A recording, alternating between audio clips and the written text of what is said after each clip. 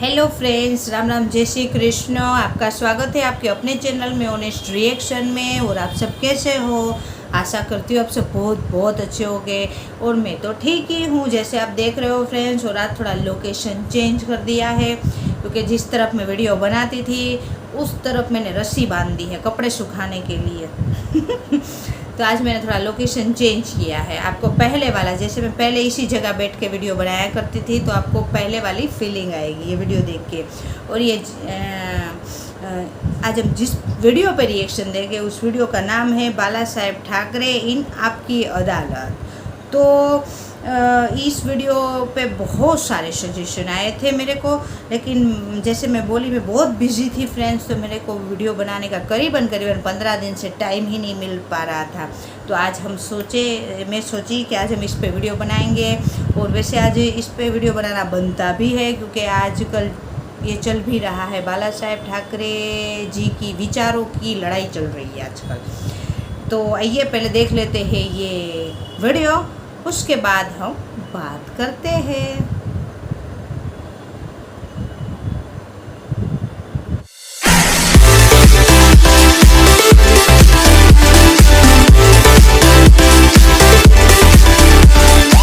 Start.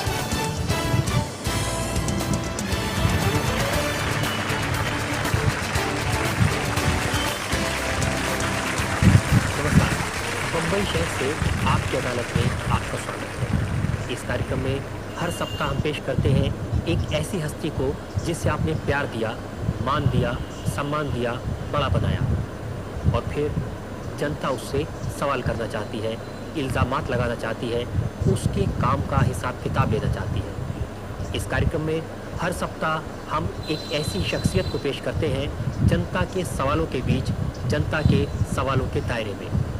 तो आइए चले एक ऐसी शख्सियत से मिलने, सवाल पूछने, इल्ज़ामात लगाने आपकी अदालत में। न राज्यं न च राजासि, दंडो न च दांडिका। पहले ऐसे आती थी आपकी अदालत। धर्मेणेव प्रजा सर्वा रक्षन्ति स्म परस्परम्। शिवसेना प्रमुख बाला साहब ठाकरे जनता की अदालत में हाजिर हो।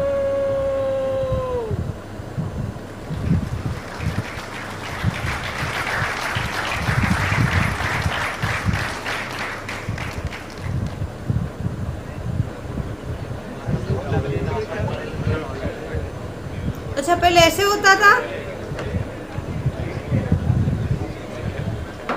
कार्रवाई शुरू की जाए।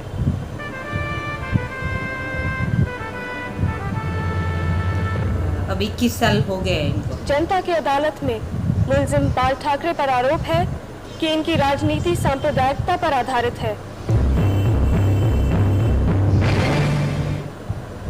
बाला साहब, जब आपने 1966 में 1966 में शिवसेना की स्थापना की थी, तो उस समय आपने कहा था कि ये इसलिए सेना बनाई जा रही है कि महाराष्ट्रियन को सेकंड क्लास का दर्जा मिल रहा है। और आज 26 साल बाद भी जो आपकी पॉलिटिक्स है वो इसी सेकंड क्लास सिटीजनशिप पर आधारित है। आज आप कहते हैं कि हिंदुओं को इस देश में सेकंड क्लास सिटीजन बनाया जा रहा है।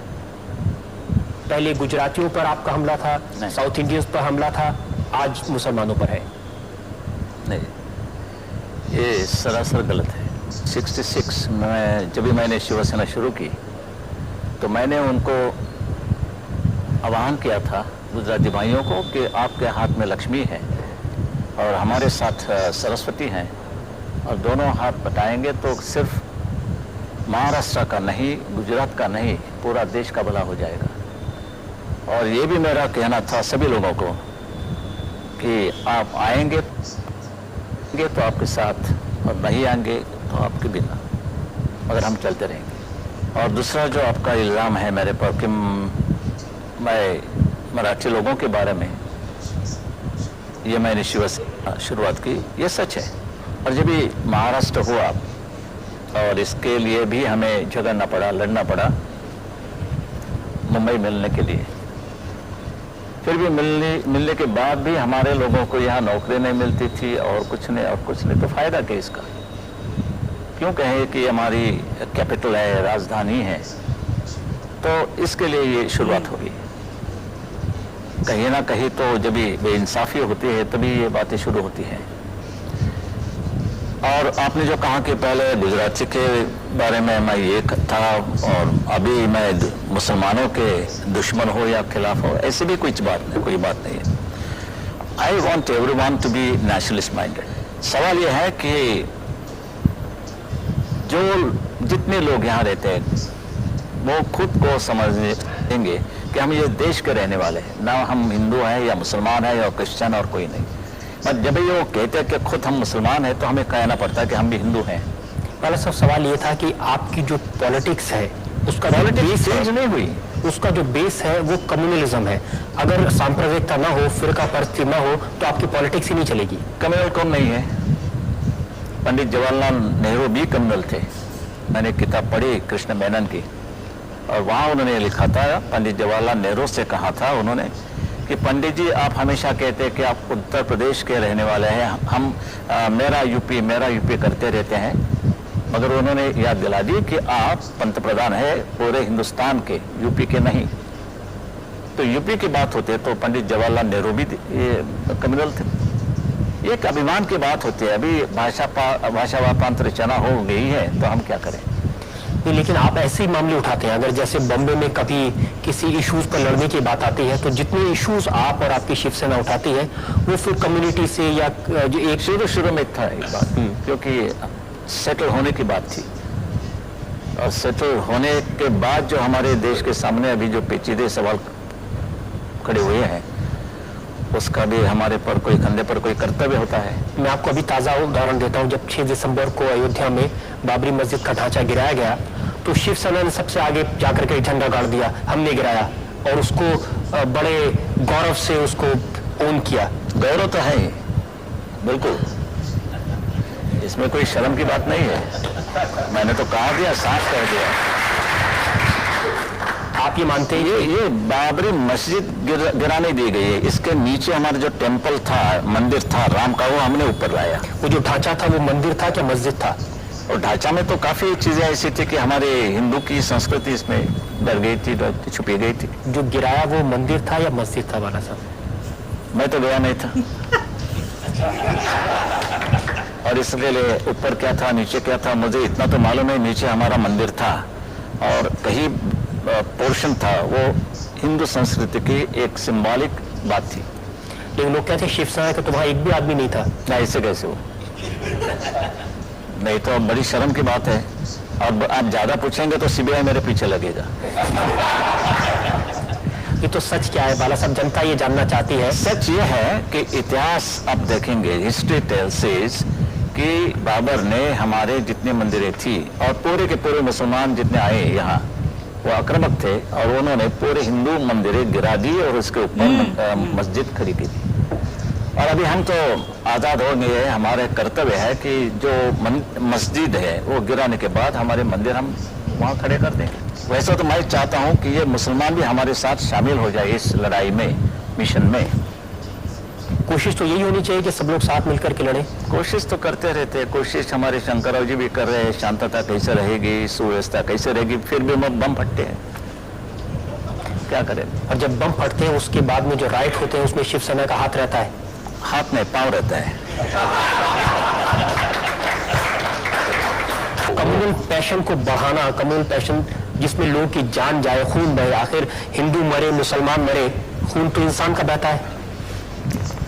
वो क्या मानते हैं इस पर हमारी पूरी एक्शन कार्रवाई मुनसर होती है। तो आप रिएक्शनरी हम हैं? क्या मार खाते रहेंगे? बम फटने के बाद हम क्या हाथ जोड़ेंगे, भाई क्या आवाज था, ये करें हम? ऐसे बम तो हमने कभी देखे नहीं, दिवाली में भी नहीं। बहुत अच्छा आवाज था, भरने जाने की बात छोड़ दीजिए, हमने तो बम नहीं फटाए। हमने की जो बात हो रही है, दंगा फसाद होता है, हम नहीं उतरते तो हिंदू मारे जाते। ये सच है, ये मैं नहीं कह रहा हूं, लोगों आम लोगों को ही है, पूछो। लेकिन उस सारे से जो टेरर का, आतंक का जो वातावरण खड़ा हो जाता है उसका, ऐसे परिस्थिति में टेरर होना ही चाहिए। नहीं टेरर होता तो खा जाते, पूरे के पूरे खा जाते। हिंदू राष्ट्र की आपकी संकल्पना क्या है और इनमें इसमें किन लोगों को जगह नहीं है? सभी मुसलमान भी रह सकते हैं, क्रिश्चियन भी रह सकते हैं, मगर उनको मानना पड़ेगा कि सबसे पहले ये देश हमारा है, रूल ऑफ द लैंड है, हमारा जो कानून है उनको मानना पड़ेगा। मस्जिद तो गिर गई अभी, लेकिन अगर गवर्नमेंट जैसे अपने नरसिंह बोलते हैं कि हम मस्जिद फिर बांध लेंगे, हमारे नरसिंह राव को नमाज पढ़ने के लिए कोई जगह नहीं है तो मस्जिद बांधने की उससे वो कोशिश करें, और हमने भी कोई इसको विरोध नहीं किया, मगर बाबरी मस्जिद का क्या, बाबरी नाम का क्या यह ताल्लुक?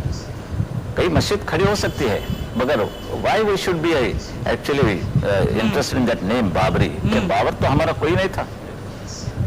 तो ये सब पॉलिटिक्स है, और ये चुनाव में हम तो मत के गुलाम होते हैं, we are the slaves of votes, और इसलिए पूरा देश का मामला बिगड़ जा रहा है। Would you fear the about that construction of masjid again? वो है क्या क्या जरूरत क्या है?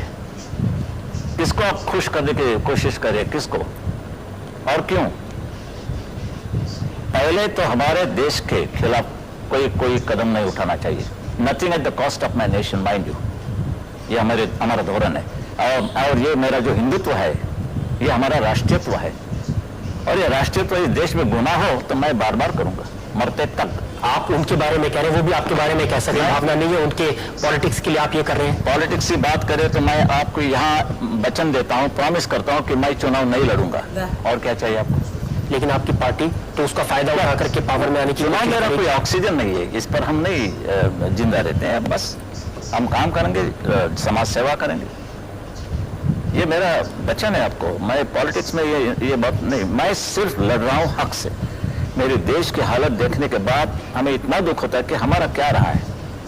अगर वो नमाज पढ़ेंगे सड़क पे तो फिर आप कहेंगे महाआरती होना चाहिए सड़क पे, वो कहेंगे कि पाकिस्तान डे सेलिब्रेशन में कोई जाएगा तो उसके खिलाफ आंदोलन करेंगे। ये जो, अगर वो लोग सांप्रदायिक हैं तो आप भी सांप्रदायिक हैं, अगर वो लोग कम्युनल हैं तो आप भी कम्युनल हैं, अगर वो लोग फिरका परस्त हैं तो आप भी फिरका परस्त हैं।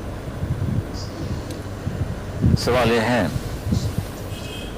कि शुरुआत हमेशा ये लोग करते हैं, सबूत है मेरे पास साथ। नमाज पढ़ने के बारे में तो हम कभी रोका नहीं उनको, वो जा सकते हैं, मस्जिद में जा सकते हैं, नमाज पढ़ सकते हैं, ईद या कहीं उनके त्योहार होते हैं वो मनाना कर सकते हैं। फिर भी जब ये रास्ते की बात आती है, कैसे हम ये बर्दाश्त करेंगे? ये तुम्हारा धर्म होना होगा तो हमारे भी धर्म में, आपका धर्म, हमारा किसी का भी धर्म, ये मस्जिद में होना होगा या घर में।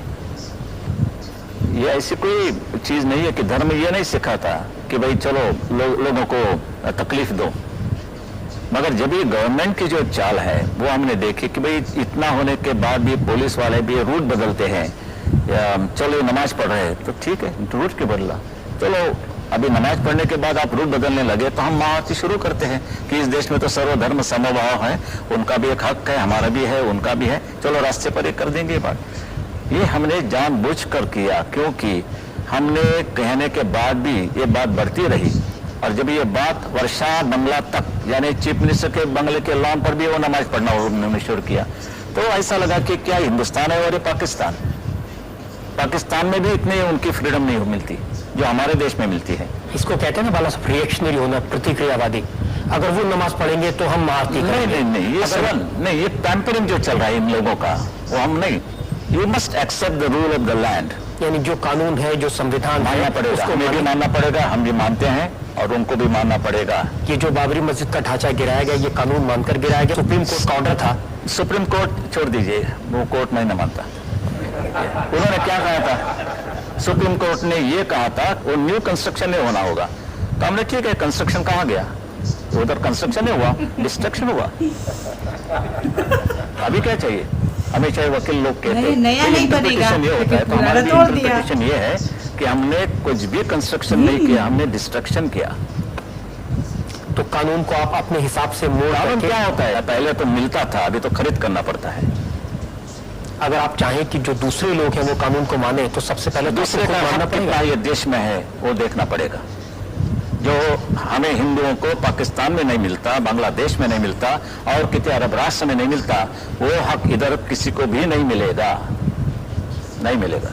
एक बातचीत से मामले को सुलझाने का तरीका होता है, एक होता है जोर जबरदस्ती से अपनी बात मनवाने का।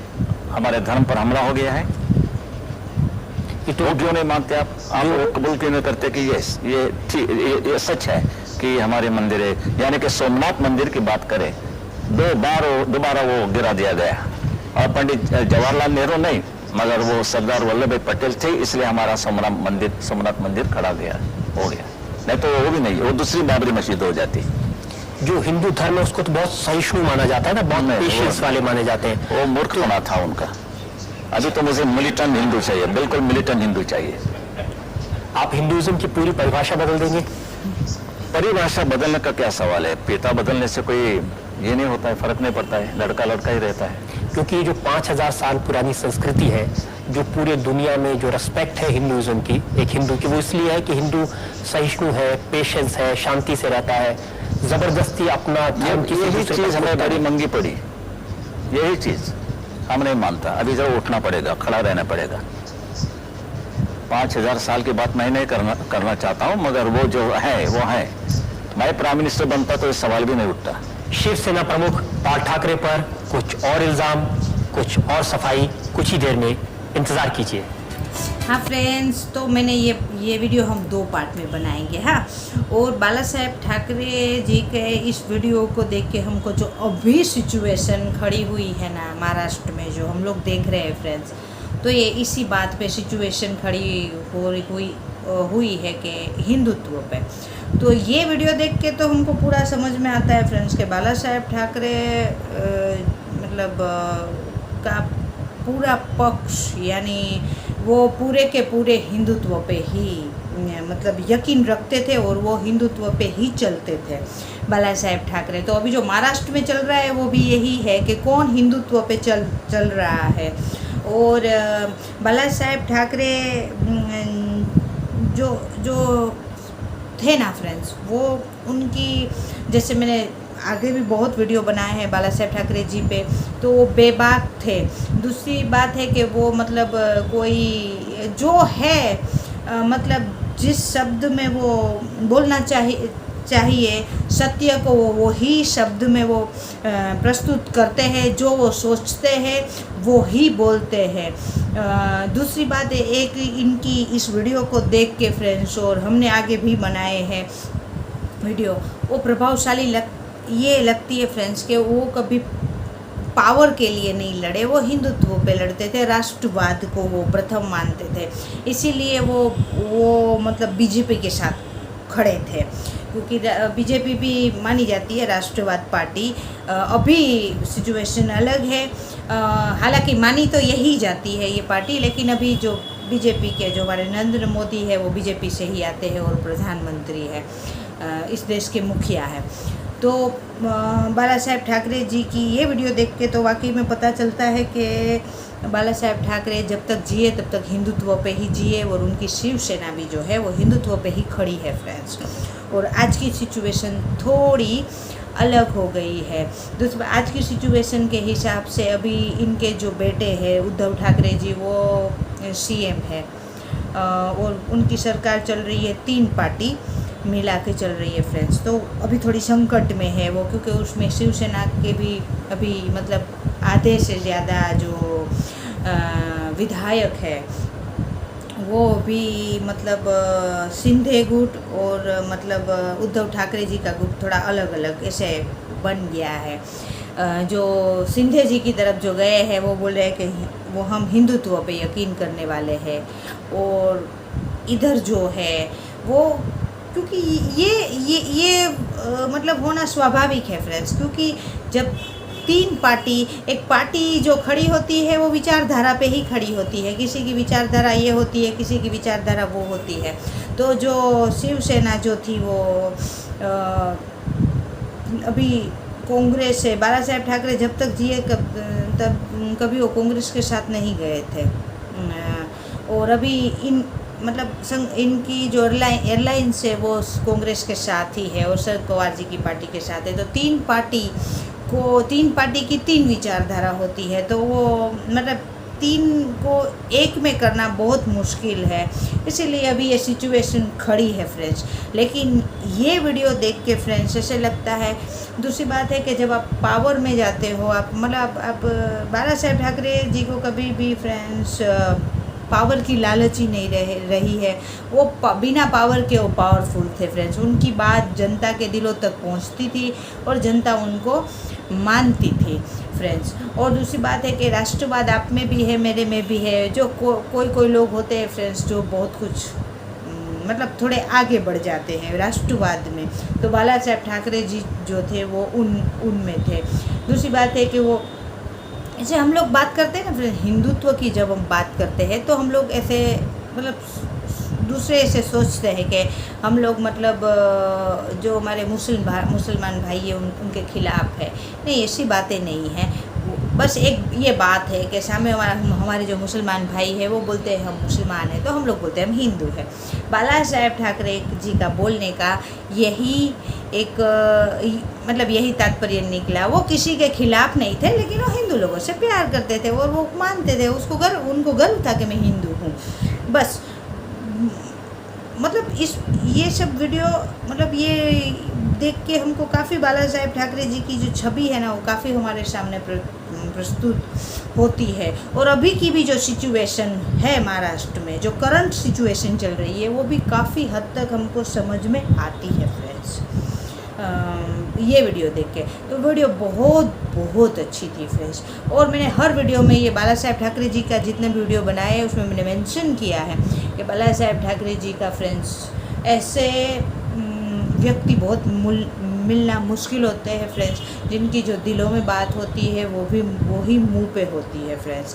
क्योंकि आजकल दिलों में कुछ होता है और मुंह पे कुछ होता है फ्रेंड्स। तो ऐसे व्यक्ति मिलना, बेबाक व्यक्ति मिलना बहुत ही मुश्किल है आज के समय में फ्रेंड्स। तो बाला साहेब ठाकरे जी की विचारधारा जो थी वो हमको इस वीडियो में देख के काफ़ी हद तक समझ में आई। और अभी की भी जो सिचुएशन है वो भी इस वीडियो को देख के काफ़ी हद तक हमको समझ में आएगी फ्रेंड्स।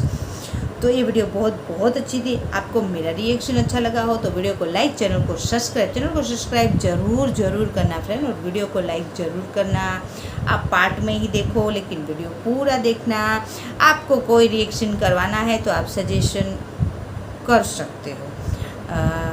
और अब मिलते हैं फ्रेंड इसके सेकंड पार्ट में। बाय बाय, जय हिंद, वंदे मातरम, बाय बाय।